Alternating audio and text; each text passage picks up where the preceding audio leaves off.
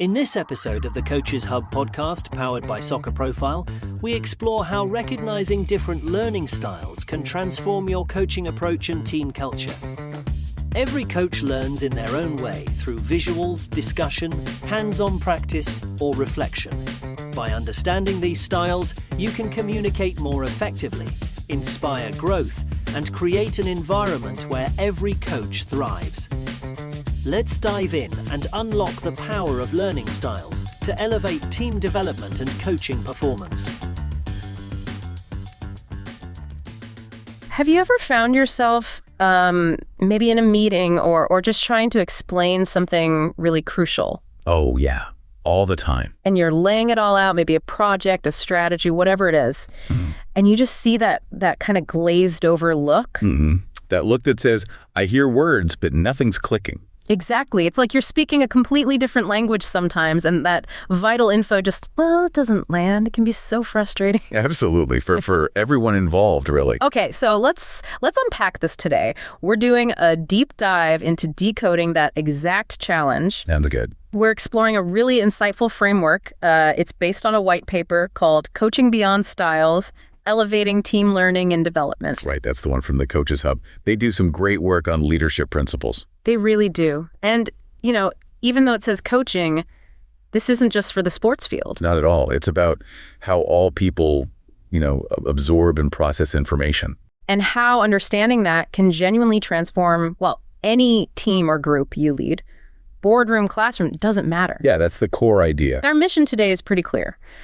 We want to explore this idea that if you, as a leader, really get a handle on these different learning styles, you can build an environment where your team just learns better, grows more effectively. And communicates better too, right? Yeah. Adapts faster. Precisely. It's almost like a shortcut to boosting that collective intelligence and, overall success. What's really fascinating about the Coaches Hub approach here is it isn't just about individual preferences, though those are obviously important. Right. It's framed more around creating this atmosphere, an atmosphere where the entire team, regardless of role or industry. Exactly. Where they can communicate more effectively, they can adapt to change quicker, and just keep improving, together. So personal development feeding into collective success. That's it. Making the whole group stronger, more resilient. That's such a crucial point, isn't it? Personal development fueling the collective.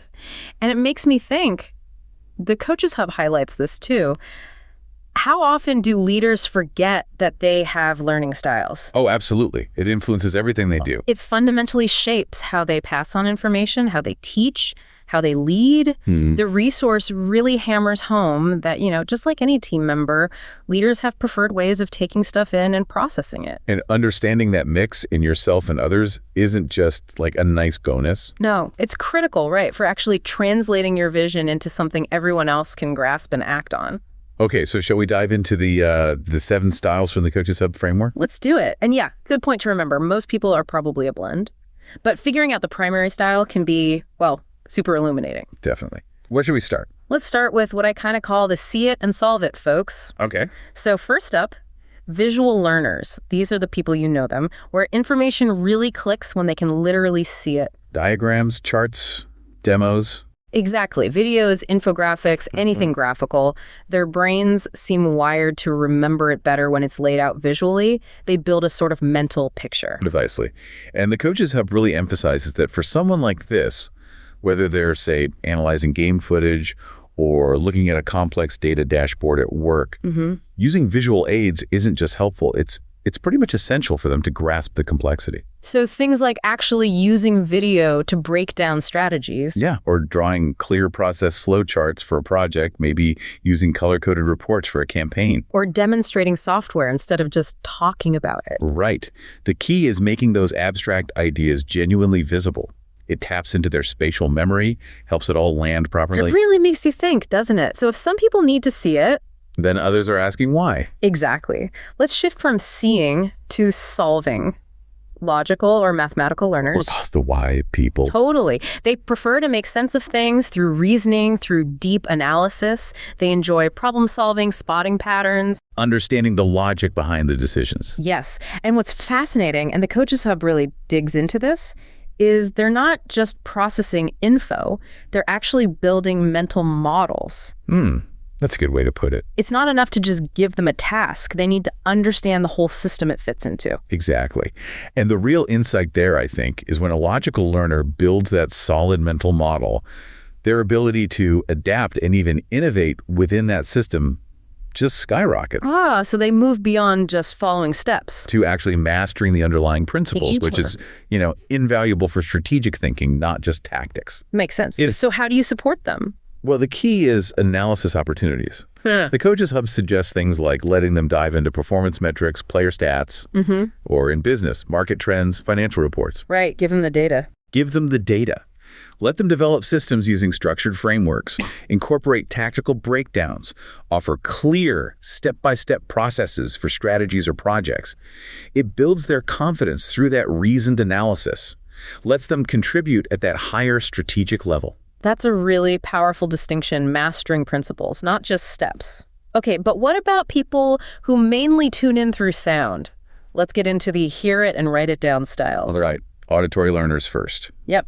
As the name suggests, these are the listeners. Information really sinks in for them when it's spoken aloud. When they can hear the explanation or maybe talk it through themselves. Exactly. Lectures, debates, lively discussions, that's their zone. They absorb it directly through sound, picking up on tone, emphasis, all those nuances. And to really engage them effectively, the Coaches Hub recommends, emphasizing verbal communication. Makes sense, right? It does. So like team discussions where you talk through the new tactics or project goals out loud. Yeah. Or offering verbal feedback in the moment, maybe using audio recordings of meetings they can review later. Oh, that's a good one. And encouraging them to repeat instructions back or verbally summarize their understanding, or just participate actively in brainstorming. It helps them process and really make it stick. Because hearing it and saying it helps cement it for them. Makes perfect sense. But then what if someone needs to kind of internalize that sound by putting it down on paper in their own words? Perfect segue. That brings us right to the reading, writing learners. The note takers. Definitely the note takers. These are the folks who learn best by actively engaging with written stuff. They like detailed written instructions, manuals, their own notes. They benefit hugely from taking notes during meetings, right? Or writing summaries afterward. Absolutely. If they can read it or write it, they're comfortable. The act of reading and writing helps them organize their thoughts, get really precise. So logically, for these learners, you need to incorporate written materials. That's key. What does the Coaches Hub suggest specifically? Things like providing written playbooks or detailed tactical plans for a sports team or, comprehensive project documents, detailed proposals for a business team. Gotcha. Makes sense. And also encouraging them to write down key takeaways from talks, giving them actual time to reflect through written analysis. Checklists too, maybe, or guides for planning. Exactly. Checklists, guides. It solidifies their understanding through that documentation and personal reflection. Gives them a solid reference point. All right, let's switch gears a bit, maybe literally, because our next group, the kinesthetic learners, it's all about doing. The hands-on learners. Totally. These people, maybe they struggle sitting still in long meetings, tapping a pen, needing to stand up or walk around to think. They learn by experiencing it, feeling it. Yes. It's a really powerful way to internalize something, but maybe sometimes overlooked. They need that physical engagement. Absolutely. And for these individuals, the Coaches Hub really flags the importance of practical drills, demonstrations, hands-on stuff. So allowing players to actually help design and run training session. Yeah, or in a business setting, getting team members involved in hands-on simulations or interactive workshops for a new process. Role-playing, maybe? Definitely. Encourage physical activities that reinforce concepts. Use a physical model for a complex system, role-play client scenarios. Practice matches or mock presentations to apply strategies in real situations. Exactly. That provides the most effective learning environment for them because it's direct, embodied engagement. They learn through doing. Okay, so we've covered seeing, solving, hearing, writing, doing. What about how people connect with each other? How does that play into learning and team dynamics? Great question. That brings us to the social or interpersonal learners. The collaborators. Yes, they absolutely thrive in group settings. They learn best by interacting, collaborating, bouncing ideas off others. Discussions, sharing experiences, group brainstorming, that's their jam. Totally. And what's more, they're often really tuned in to the emotions and motivations of the people around them. Which makes them great team players, right? Natural consensus builders. Exactly. So for social learners, the key is creating opportunities for team-based discussions and collaborative sessions. It's paramount. What kind of things does the Coaches Hub recommend there? Things like encouraging peer coaching and mentoring, fostering a really supportive environment where people feel safe, sharing ideas and giving feedback. Group problem-solving sessions. Perfect example. Working through tactical challenges or complex business problems together. It doesn't just boost their leadership skills through those shared experiences.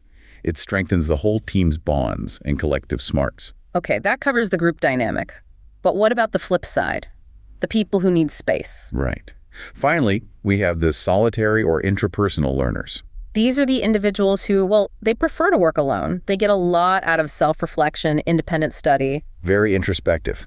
They genuinely need that time and space to think critically about what they're learning. They excel when they can process information independently, right? At their own speed, maybe digging into specifics without group distractions. Which raises a really important question. How do we support them effectively, especially within a team structure? Yeah, what does the resource suggest? The Coaches Hub suggests giving them ample opportunities for that independent work and reflection. Like letting players review game footage alone. Or giving team members time for self-reflection, maybe journaling about their project approaches or insights. Providing independent study materials, books, reports, articles. Exactly. And encouraging individual development plans they can work through at their own pace.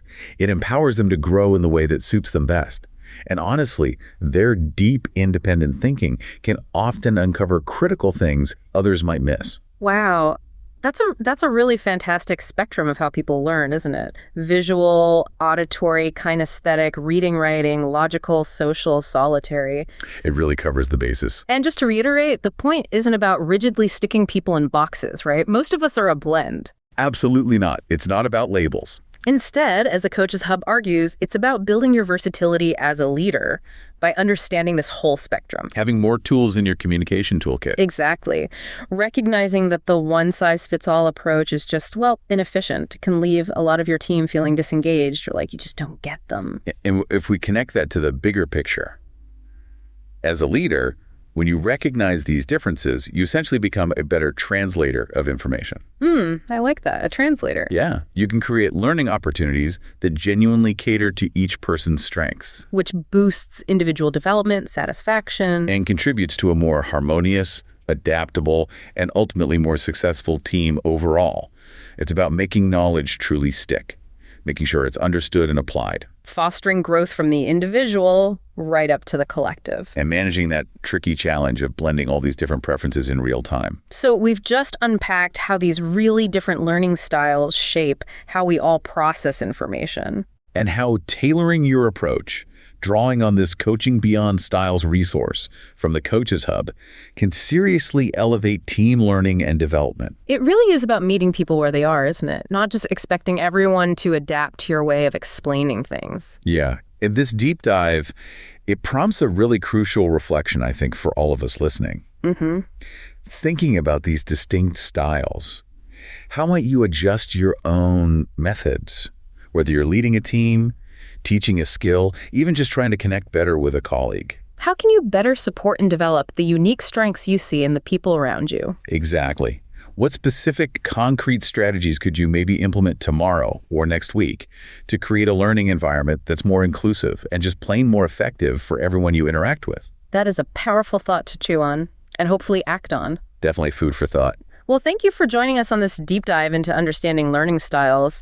Maybe start observing the unique ways people around you seem to absorb information. See how you can apply some of these insights. It can make a real difference. We'll catch you on the next one. That's a wrap on this episode of the Coaches Hub podcast powered by Soccer Profile. Every great coach is also a great learner.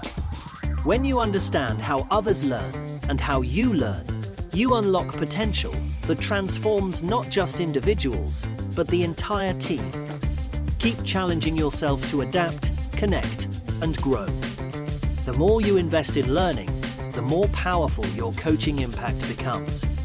For more insights, tools, and inspiration, visit www.soccer-profile.com. Until next time, lead with purpose, learn with passion, Inspire through understanding.